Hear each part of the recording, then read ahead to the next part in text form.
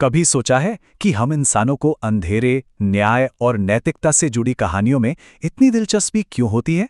चलिए, आज इसी सवाल की तह तक चलते हैं। कहानी की शुरुआत होती है एक बहुत ही सीधे लेकिन रोंगटे खड़े कर देने वाले विचार से। जब हमारी जानी पहचानी सुरक्षित दुनिया में कोई ऐसी चीज आ जाए जिसे वहां बिल्कुल नहीं होना चाहिए।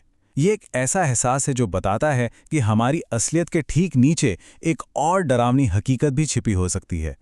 आजकल की ये जो डरावनी कहानियां हैं, वो असल में हमारे डर का पहला नक्शा होती हैं। ये हमें बताती हैं कि हमारी हिम्मत की सीमा कहाँ खत्म होती है और उस अनदेखी दुनिया का खौफ कहाँ से शुरू होता है जो कभी भी हमारी दुनिया में दखल दे सकती है।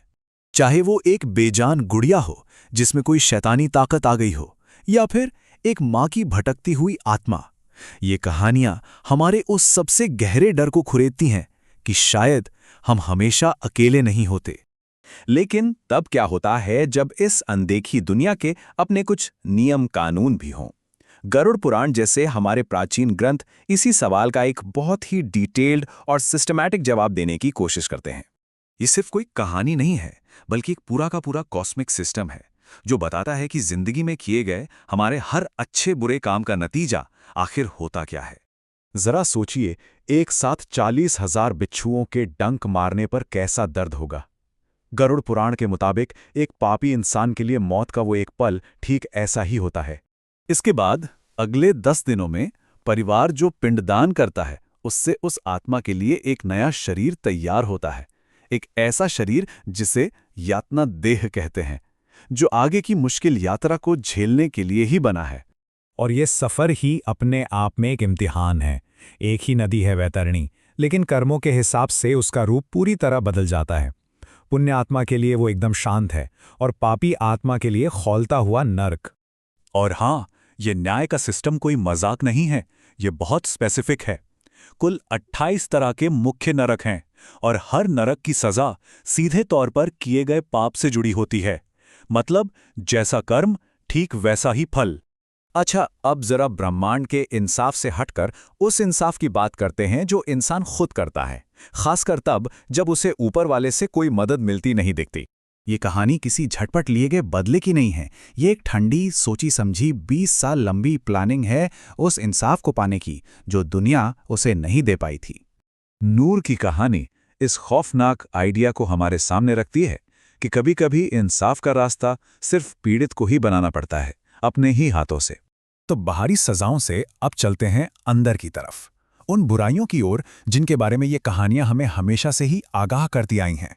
कहानी एक खामोश राजकुमारी की है जो एक ऐसे सेनापति से टकराती है जो जंग अपने राज्य के लिए नहीं बल्कि खुद के घमंड को चमकाने के लिए लड़ रहा होता है। वो उसके इस विनाशकारी अभिमान का पर्दाफाश करती है।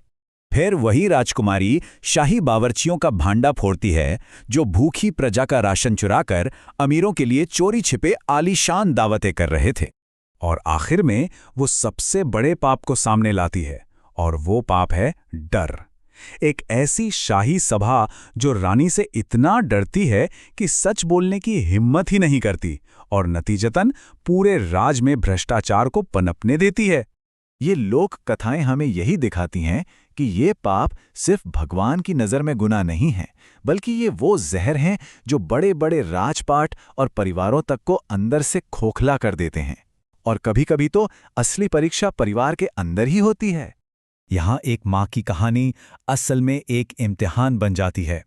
एक ऐसी कहानी जो सिखाती है कि असली दौलत पैसा जायदाद नहीं, बल्कि इंसान का किरदार और उसकी करुणा होती है। तो हॉरर, नरक और पारिवारिक कहानियों के इस लंबे सफर के बाद हम आखिर पहुंचे कहाँ? इन सब का मतलब क्या है? चाहे वो सदियों पुरानी हो या आज के जमाने की, डरावनी हो या सीख देने वाली, ये सभी कहानियां असल में इंसानियत के लिए बनाए गए नैतिक और मनोवैज्ञानिक नक्शे हैं। ये हमारे डर, हमारे इंसाफ के पैमाने और हमारे अंदर की अच्छाई बुराई को समझने में हमारी मदद करती हैं। ये सारी कहानियां हमें दुनिया को और उसमें अपनी जगह को समझने का एक फ्रेमवर्क देती हैं। पर असली सवाल ये है कि अगर ये कहानियां हमारे नक्शे हैं, तो वो हमारी मंजिल के बारे में आखिर क्या बताती हैं? इसी सवाल के साथ मैं आपको सोचने के लिए छोड़ता हूं।